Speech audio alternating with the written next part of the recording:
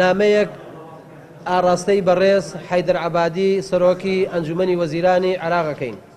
یەکەم، زۆر بە ڕاشکاوی پێی ڕائەگەیەنین کە عەمەلەی تەعریب لە ناوچەکانی سەرگەڕان، دبس، داقووق، لەیلان لە سەرجەم یان زۆربەی شوێنەکانی کەرکووک عەمەلەی تەعریب دەستی پێ کردووە. هەر ئەو بەعسیانەی کە لە ڕابردوو کە بوون بە مایەی نەکبەتی بوو ئەم وڵاتە، ئێستا جارێکی تر هاتوونەتەوە و وا دێتە بەرچاومان کە جارێکی تر بەعس هاتوێتەوە سەر دەسەڵات.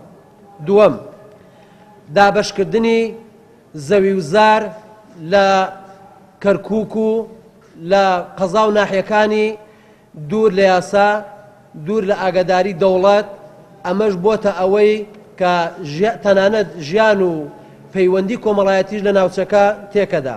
سێیەم، لادانی بەرپرسە کوردەکان لە قایمقامەکان، لە بەڕێوەبەرە گشتیەکان، لە ڕئیس قسمەکان بۆ بەزایرە.